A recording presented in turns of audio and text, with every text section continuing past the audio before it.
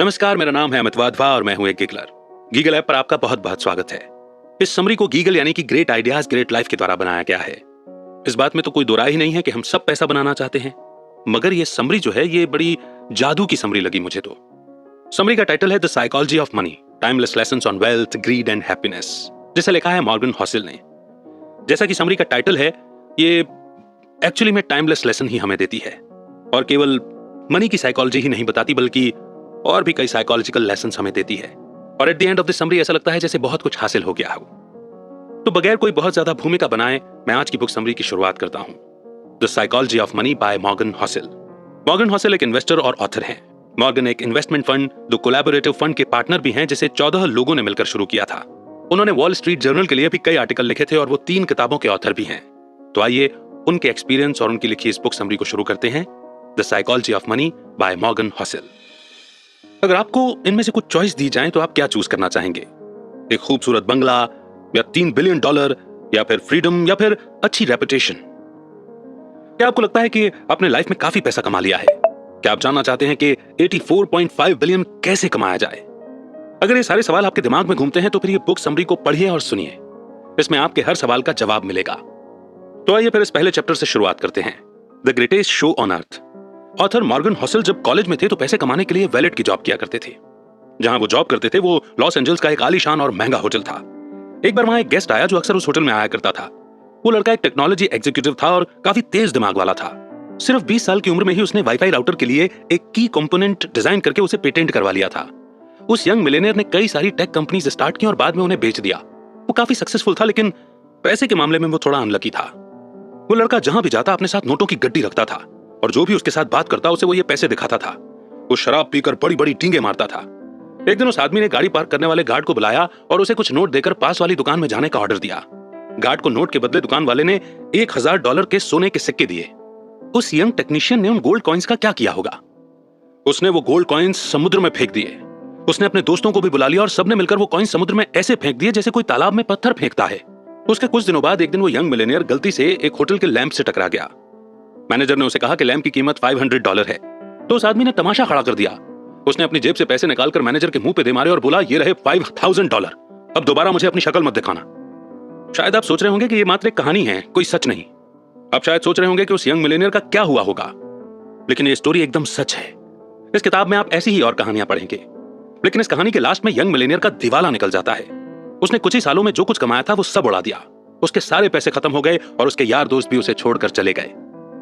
देखा आपने, पैसे से आप सब कुछ खरीद सकते हैं पर अच्छा व्यवहार नहीं खरीद सकते। चलिए कहानी और सुनते हैं। रोनाल्ड रीड एक जैनिटर यानी कि दरबान था। वो एक छोटे से गांव में पैदा हुआ और पला बड़ा था। वो अपने परिवार का पहला ऐसा इंसान था जिसने हाई स्कूल तक पढ़ाई की थी और उससे भी मजेदार बात यह थी कि वो रोज लोगों से लिफ्ट लेकर स्कूल पहुंचता था। रोनाल्ड एक साधारण जिंदगी जी रहा था। 25 साल उसने एक गैस स्टेशन में गाड़ियां रिपेयर करने का काम किया। उसने जेसी पन्ने में 20 सालों तक फ्लोर की सफाई का काम किया। 38 साल की उम्र में रोनाल्ड ने एक 2 बेडरूम का घर खरीदा। उसने वो घर $12,000 में खरीदा और अपनी पूरी लाइफ उस घर में गुजारी। रोनाल्ड की शादी भी हुई पर कोई बच्चा नहीं हुआ। जब वो 50 का हुआ तो उसकी वाइफ चल बसी थी। उसके पड़ोसी का कहना था कि रोनाल्ड की मनपसंद हॉबी लकड़ियां काटना था। जिस दिन रोनाल्ड ने न्यूज हेडलाइन बनाई वो दिन था उसकी मौत का। ये 2014 की बात थी। वो 92 साल का था। रोनाल्ड रीड के पास $8 मिलियन थे। उसने $2 मिलियन अपने 2 सौतेले बच्चों के लिए छोड़े थे और $6 मिलियन एक लोकल हॉस्पिटल और लाइब्रेरी को डोनेट कर दिए थे। अगर आप विकिपीडिया में रोनाल्ड रीड के बारे में सर्च करेंगे तो उसमें आपको पता चलेगा कि वो एक चौकीदार, गैस स्टेशन अटेंडेंट, इन्वेस्टर, समाज सेवक और मिलियनेयर था। लेकिन ये कैसे हुआ? इसमें कोई ट्रिक नहीं है। रोनाल्ड ने कोई लॉटरी नहीं जीती थी और ना ही उसे कोई खानदानी पैसा मिला था। रोनाल्ड इतने सालों से पैसा बचाकर ब्लू स्टॉक चिप्स में इन्वेस्ट कर रहा था। बस इतनी सी बात थी। वो एक एक पैसा सेव करता था, यहां तक कि उसने कभी इंटरेस्ट भी नहीं निकाला था। उसने अपनी सेविंग को सालों साल कंपाउंड किया था और उसकी मौत तक उसके पास $8 मिलियन रकम जमा हो चुकी थी। क्या आप कंपाउंडिंग का कांसेप्ट जानते हैं? चलिए इसके बारे में हम बाद में बात करेंगे, लेकिन उससे पहले आपको एक और स्टोरी सुननी चाहिए। अब जरा एक नजर डालते हैं उस आदमी पर जो रोनाल्ड रीड से बिल्कुल हटकर था। रिचर्ड फ्यूस्कॉन मेरिल लिंच में एक एग्जीक्यूटिव था। उसने हार्वर्ड से MBA किया था और वो 40 की उम्र में रिटायर हो गया था। एक बिजनेस मैगजीन की under 40 most successful people list में उसका नाम भी शामिल था। कनेक्टिकट में रिचर्ड का 18,000 स्क्वायर फीट का बंगला था जिसमें 2 स्विमिंग पूल, 2 लिफ्ट, 7 गैरेज और 11 बाथरूम थे। इस बंगले की मेंटेनेंस का खर्चा ही $90,000 पर मंथ था और इसकी मेंटेनेंस में रिचर्ड ने काफी बड़ा उधार लिया था। लेकिन फिर उसकी किस्मत ने करवट बदली। 2008 में फाइनेंशियल क्राइसिस आया और रातों रात रिचर्ड फुटपाथ पर आ गया। उसी साल उसने बैंक्रप्सी के लिए फाइल किया। इन दोनों यंग मिलियनियर्स रोनाल्ड रीड और रिचर्ड की कहानी से हमने क्या सीखा? फाइनेंशियल सक्सेस कोई साइंस नहीं है, बल्कि फाइनेंस ही एक ऐसी फील्ड है जहां रोनाल्ड रीड जैसे लोग भी सक्सेस हो सकते हैं। एक हम्बल एजुकेशन और एक्सपीरियंस वाला इंसान सर्जन, आर्किटेक्ट या इंजीनियर नहीं बन सकता, लेकिन फाइनेंस में रोनाल्ड रीड जैसा मामूली आदमी भी काफी बढ़िया अचीवमेंट कर सकता है। फाइनेंशियल सक्सेस एक सॉफ्ट स्किल है जिसे कोई भी सीख सकता है। ये एक यूनिक फील्ड है जहां आपकी नॉलेज से ज्यादा आप कैसे बिहेव करेंगे ये ज्यादा मायने रखता है। फाइनेंस की फील्ड पैसे की साइकोलॉजी समझने का तरीका है। आप चाहे जहां से भी हो, जैसे भी हो, पैसा आपका दिमाग बड़ा बना देता है। बस आपको अलर्ट रहने की और ध्यान देने की जरूरत है। हर कोई अमीर बन सकता है, पर हर कोई हम्बल नहीं होता। इन स्टोरीज और इनसे मिले लेसन के बाद हम आगे बढ़ते हैं और समझते हैं नेक्स्ट चैप्टर को, नेवर इनफ। वैनगार्ड के फाउंडर जॉन सी बोगल ने एक बार एक स्टोरी सुनाई थी। एक बिलियनर के घर पे पार्टी हो रही थी। एक कोने में कर्ट वैंगुएट और जोसेफ हेलर बैठे थे। दोनों अपने होस्ट की इनकम की बात कर रहे थे, जो कि एक हेज फंड मैनेजर था। कर्ट ने कमेंट किया कि उस आदमी की एक दिन की कमाई भी जोसेफ के नॉवल कैश 22 की पूरे साल की बिक्री से भी ज्यादा है। इस पर जोसेफ ने कमाल का जवाब दिया। उसने कहा कि उसके पास वो है जो हेज फंड मैनेजर के पास कभी नहीं होगा, और वो है इनफ। वैसे अभी आपकी सोर्स ऑफ इनकम क्या है? क्या आप बोल सकते हैं कि आपके पास इनफ मनी है? चलिए इन दोनों लोगों की स्टोरी से जानते हैं। रजत गुप्ता कोलकाता का एक गरीब लड़का था। वो एक अनाथ था, लेकिन 45 साल की उम्र में ही वो एक सीईओ बन गया। रजत दुनिया की जानी मानी कंसल्टिंग फर्म में से एक मैकेंजी के सीईओ थे। साल 2007 में जब वो कंपनी से रिटायर हुए तो उसके बाद उन्हें United Nations and the world economics forum में एक बड़ी इंपॉर्टेंट पोजीशन मिली। रजत 5 अलग अलग कंपनी के बोर्ड ऑफ डायरेक्टर भी थे। कोलकाता की झुग्गी झोपड़ियों से निकलकर उन्होंने सबसे अमीर बिजनेसमैन बनकर दिखाया। 2008 में रजत गुप्ता की वर्थ $100 मिलियन हो चुकी थी। लेकिन वो अपने पैसे से कभी भी सेटिस्फाइड नहीं हुए। वो एक सेटा मिलियनर बन चुके थे, तो अब उन्हें एक बिलियनर बनना था। वो उस सर्कल में आना चाहते थे। फिर रजत गोल्डमैन सैक्स के बोर्ड ऑफ डायरेक्टर बने। उन्होंने बिलियनर बनने के लिए खुद को आगे बढ़ाया। 2008 में गोल्डमैन सैक्स इकोनॉमिक क्राइसिस के दौर में थी। वॉरेन बुफे ने कंपनी को बचाने के लिए उसमें $5 बिलियन का इन्वेस्ट करने का डिसीजन लिया। एक बोर्ड मेंबर होने के नाते रजत गुप्ता को यह बात पब्लिक से पहले पता चल गई थी। वॉरेन की फंडिंग से बेशक कंपनी के स्टॉक ऊपर जाने के चांस थे। बोर्ड मीटिंग कॉल के 16 सेकंड बाद रजत ने एक हेज फंड मैनेजर राज राजा रत्नम को कॉल किया। यह कॉल कभी भी रिकॉर्ड नहीं हुई थी, पर राज ने तुरंत ही गोल्डमैन के 1,75,000 शेयर खरीद लिए। कई घंटों बाद वॉरेन की डील की खबर पब्लिक तक पहुंची। गोल्डमैन के स्टॉक एकदम से ऊपर चढ़ गए। राज ने कुछ ही घंटों में $1 मिलियन कमा लिए और प्रोसिक्यूटर ने बताया कि रजत ने टोटल $17 मिलियन का प्रॉफिट कमाया। इसे एक इनसाइडर ट्रेडिंग का एक क्लासिक केस माना जाता है। रजत गुप्ता ने अपनी सारी दौलत से हाथ धोया और उन्हें जेल से जाना पड़ा, और साथ ही उन्होंने अपनी रेपुटेशन भी गंवाई। रजत के पास पहले से ही $100 मिलियन थे, तो उन्हें $1 बिलियन और क्यों चाहिए थे? उनके पास पहले से ही धन, दौलत, फेम, पावर और फ्रीडम थी, लेकिन लालच में आकर उन्होंने सब कुछ गंवा दिया, क्योंकि रजत गुप्ता के पास इनफ का सेंस नहीं था। हम इस स्टोरी से 3 चीजें सीख सकते हैं। पहला लेसन यह है कि सबसे मुश्किल और फाइनेंशियल स्किल है और ज्यादा दौलत को जमा करने से खुद को रोकना। ज्यादा पावर, ज्यादा फेम और ज्यादा पैसे का लालच सेटिस्फेक्शन से ज्यादा एम्बिशन को बढ़ावा देता है। इस पॉइंट पर आकर जब आप आगे नहीं बढ़ते हैं तो आपको लगता है जैसे आप पीछे जा रहे हैं, और फिर आगे बढ़ने के लिए आप बड़े से बड़ा रिस्क लेते हो। मॉडर्न कैपिटलिज्म 2 चीजों में बहुत अच्छा है। दौलत के साथ साथ आप लालची भी होते जाते हैं। इंसान अपनी हद भूल जाता है, उसे समझ नहीं आता कि कहां पर रुकना है। लेसन नंबर 2, सोशल कंपैरिजन यानी दूसरों से तुलना एक प्रॉब्लम बन जाती है। मान लीजिए कि एक फुटबॉल प्लेयर साल के $5 लाख कमाता है। उसके पास पहले से ही काफी पैसा है, पर अगर हम उसकी तुलना माइक ट्राउट से करें जिसका $430 मिलियन साल के हिसाब से 12 साल का कॉन्ट्रैक्ट है, तो हमें यह प्लेयर उसके सामने एकदम गरीब लगेगा। अब मान लो हेज फंड मैनेजर जो कि $36 मिलियन कमाता है, पर 2018 में top 10 highest paid hedge fund managers कम से कम $340 मिलियन साल के कमाते थे, तो हमें ये 36 मिलियन उसके मुकाबले काफी कम लगेंगे। लेकिन अगर टॉप 10 हेज फंड मैनेजर्स जो साल के $340 मिलियन कमा रहे हैं, वो अपनी तुलना अगर टॉप 5 से करें, तो top 5 hedge fund managers $770 million कमाते हैं।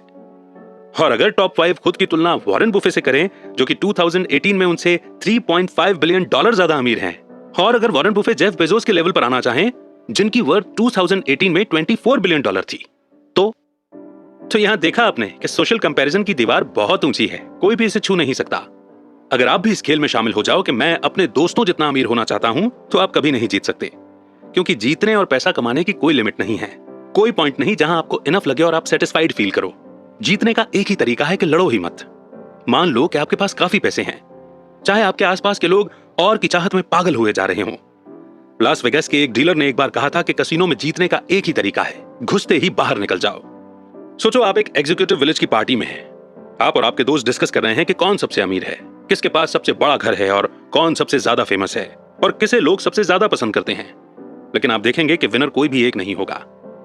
जीतेगा वही जो अपने आप से सेटिस्फाइड है, जो एक छोटे से घर में प्यार करने वाली फैमिली के साथ एक हंसी खुशी की एक खुशहाल जिंदगी जी रहा है। लेसन नंबर 3, कुछ चीजें पैसे, फेम और पावर से बढ़कर होती हैं, चाहे आपके पास एक कितना ही ज्यादा क्यों ना हो। ये बातें रजत गुप्ता ने जेल से छूटने के बाद द न्यूयॉर्क टाइम्स के अपने इंटरव्यू में कही थी। उनसे जब पूछा गया कि उन्होंने इस घटना से क्या सीखा, तो वो ये बोले कि किसी भी चीज से ज्यादा अटैचमेंट मत रखो, चाहे वो आपकी रेपुटेशन हो या आपकी अचीवमेंट हो। ये चीजें कोई मैटर नहीं करती। इस हादसे ने मेरी पूरी रेपुटेशन बर्बाद करके रख दी है, लेकिन मैंने अब सीख लिया है कि मुझे इससे भी बहुत ज्यादा अटैचमेंट नहीं रखनी है। रजत गुप्ता खुद को बचाना चाहते थे। वो अपने किए की सफाई दे रहे थे। वो खुद को ही तसल्ली दे रहे थे कि उनकी रेपुटेशन अब उनके लिए और मायने नहीं रखती। लेकिन उनका कहना गलत था। रेपुटेशन बेशकीमती है, फ्रीडम बेशकीमती है, परिवार और दोस्त भी बेशकीमती हैं। लोगों को प्यार करना और बदले में उनका प्यार पाना भी बेशकीमती है।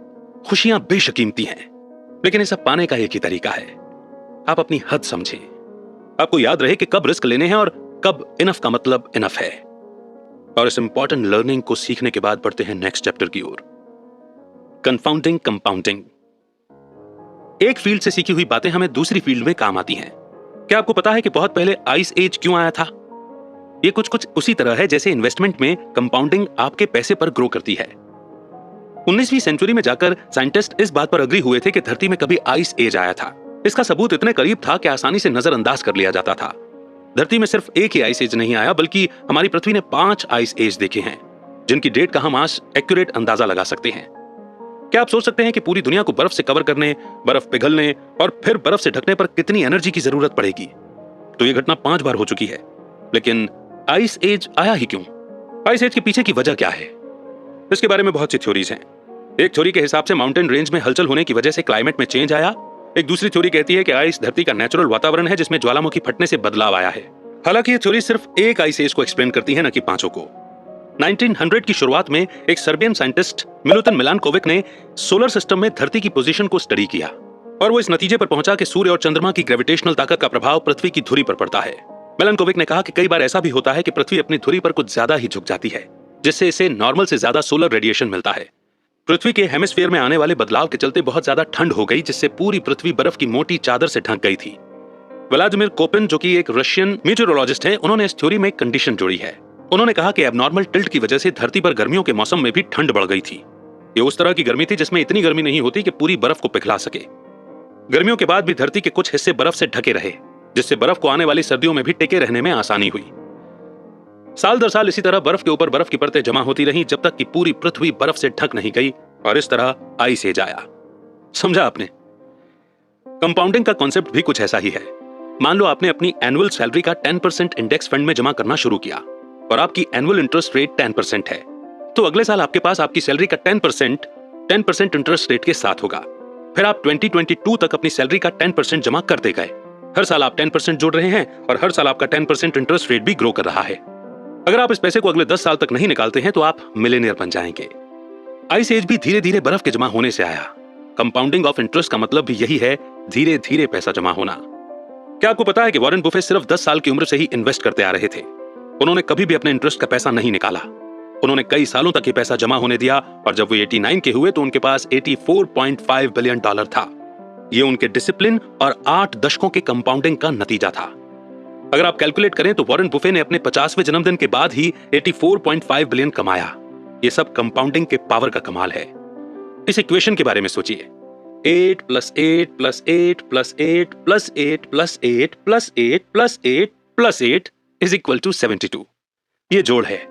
लेकिन जब आप 8 को 8 से ही 9 बार मल्टीप्लाई करेंगे तो क्या होगा? 8 × 8 × 8 × 8 × 8 × 8 × 8 × 8 × 8 13,42,17,728। देखा आपने कितना फर्क है? वॉरेन जब 20 या 30 के थे तो वो अपना पैसा यूं ही खर्च नहीं करते थे और उन्होंने 60 या 70 का होने तक इन्वेस्टिंग नहीं छोड़ी। वो लगातार इन्वेस्ट करते गए। उन्होंने 25 सालों तक पैसा जमा किया। वॉरेन की दौलत पर कई सारी किताबें भी लिखी गई हैं। फिर से बता दें कि उनके पास 84.5 बिलियन डॉलर हैं। उन्होंने 10 साल की उम्र से इन्वेस्ट करना शुरू किया था और 89 का होने तक वे करते ही रहे। अगर कंपाउंडिंग पर सच में कोई किताब लिखी जाए तो उसका नाम होना चाहिए शट अप एंड वेट, अमीर होने और अमीर रहने के बीच का फर्क।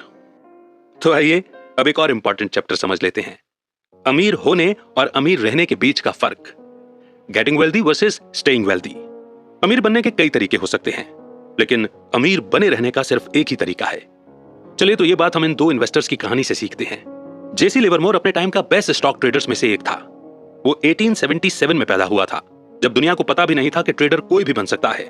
उससे पहले ही उसने खुद को एक ट्रेडर के तौर पर एस्टेब्लिश कर लिया था। 30 साल की उम्र में ही जेसी ने $100 मिलियन कमा लिए थे। 1929 में स्टॉक मार्केट क्रैश हो गई थी, जिसकी वजह से ग्रेट डिप्रेशन आया। उन दिनों चारों तरफ बस यही न्यूज छाई हुई थी। वॉल स्ट्रीट के न जाने कितने ही स्टॉक ट्रेडर्स ने सुसाइड कर लिया था। अक्टूबर 29, 1929 के दिन जेसी का परिवार घर पर उसका इंतजार कर रहा था। उसकी वाइफ और 2 बच्चे दरवाजे पर खड़े होकर उसके आने की राह देख रहे थे और उसकी मदर इन लॉ बेडरूम के अंदर बैठकर रो रही थी। जेसी घर पहुंचा, वो शॉक में था, पर इसलिए नहीं कि उसका दिवालिया निकल चुका था। उसने अपनी वाइफ को पूरी बात बताई। हुआ यूं था कि जेसी ने शर्त लगाई थी कि स्टॉक मार्केट नीचे आएगा और उसका अंदाजा एकदम सही निकला और वो करोड़पति बन गया। उस दिन अक्टूबर 29 को उसने $3 बिलियन पैसे कमाए थे। जब हर कोई ये शर्त लगा रहा था कि स्टॉक के रेट ऊपर जाएंगे, तो उस वक्त जेसी ने भविष्यवाणी कर दी थी कि स्टॉक मार्केट नीचे गिरेगा। बस फिर क्या था, वो शर्त जीत गया और रातों रात बिलियनियर बन गया था। पर अब्राहम जर्मांस्की के साथ कुछ अलग किस्सा हुआ। अब्राहम एक अमीर रियल एस्टेट डेवलपर था। 1920 यानी कि 1920 के दौरान वो मिलियनियर बन चुका था। बाकी ट्रेडर्स की तरह अब्राहम ने भी काफी बड़ी शर्त लगाई थी कि स्टॉक मार्केट ऊपर चढ़ता रहेगा। स्टॉक मार्केट क्रैश के कुछ ही दिनों बाद अब्राहम गायब हो गया था। दरअसल उसने सुसाइड कर लिया था। अब फिर से जेसी लिवरमोर पर आते हैं और उसकी स्टोरी पूरी करते हैं। 1929 की क्रैश के बाद जेसी ओवर कॉन्फिडेंट और अनस्टॉपेबल हो गया।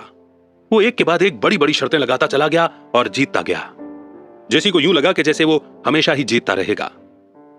लेकिन 1933 में उसने स्टॉक मार्केट में अपना सारा पैसा गंवा दिया। जेसी भी कुछ दिनों के बाद गायब हो गया और उसने खुद की जान ले ली। जो चीज अब्राहम के साथ हुई थी वही 4 साल बाद उसके साथ भी हुई। अब्राहम की तरह वो भी सुसाइड करने पर मजबूर हो गया था। तो यहां समझा आपने, दोनों आदमी अमीर तो बन गए थे पर अपनी अमीरी बरकरार नहीं रख सके। पैसा कमाना एक बात है, पर उसे बनाए रखना अलग चीज है। पैसा कमाने के लिए आपको बाहर निकलना पड़ेगा, रिस्क लेने पड़ेंगे, आपको ऑप्टिमिस्टिक बनना होगा। लेकिन पैसे को बनाए रखने के लिए आपको हम्बल होना पड़ेगा। आपको यह बात याद रखनी होगी कि किसी भी वक्त, किसी भी सेकंड आपकी सारी दौलत छिन सकती है, क्योंकि जिंदगी ऐसी ही है। यहां कब क्या होगा ये कोई नहीं जानता। कभी आप एकदम टॉप पे आएंगे तो कभी एकदम बॉटम पर। पैसे को बनाए रखने के लिए आपको सोच समझकर पैसे का इस्तेमाल करना सीखना होगा। और यह भी एक फैक्ट है कि पैसा मेहनत से कमाया जाता है, पर इसे कमाने में किस्मत का भी बड़ा हाथ होता है। जिंदगी में हमेशा याद रखिए कि सक्सेस हमेशा रहने वाली चीज नहीं है। लाइफ में हार और नाकामयाबियां दोनों मिलेंगी। बीते कल की सक्सेस आने वाले सुनहरे कल की गारंटी नहीं दे सकती है। अब हम वॉरेन बुफे के पास वापस चलते हैं और देखते हैं कि उन्होंने 70 साल से अपनी वेल्थ को कैसे मेंटेन करके रखा हुआ है। उन्होंने अपना पैसा 10 सालों के लिए इन्वेस्ट किया और 1 दशक से भी ज्यादा तक कंपाउंड होने दिया और 89 की उम्र में उनके पास $84.5 बिलियन थे। वॉरेन को इन्वेस्टिंग आती है। उन्हें पता है कि इन्वेस्टिंग के लिए कौन सी कंपनीज बेस्ट रहेंगी। उन्हें यह भी पता है कि सबसे सस्ते स्टॉक्स कौन से हैं और वो सबसे ज्यादा इफेक्टिव मैनेजर्स को जानते हैं। और इसी तरह से वो एक अमीर आदमी बने। लेकिन ध्यान देने वाली बात है कि वॉरेन ने अपनी वेल्थ कुछ इस तरह से बनाए रखी, वो किसी के बहकावे में नहीं आए। उन्होंने 14 रिसेशंस भी झेल लिए पर कभी भी घबराकर अपने स्टॉक्स नहीं बेचे। उन्होंने अपनी रेपुटेशन दांव पर नहीं लगाई। उन्होंने खुद को किसी एक स्ट्रेटजी, एक ओपिनियन या एक पासिंग ट्रेड तक ही सीमित नहीं रखा। उन्होंने कभी भी क्विट नहीं किया और ना ही रिटायर हुए। 65 साल के बाद भी वो कंपाउंडिंग करते रहे और इस तरह वॉरेन सरवाइव कर गए।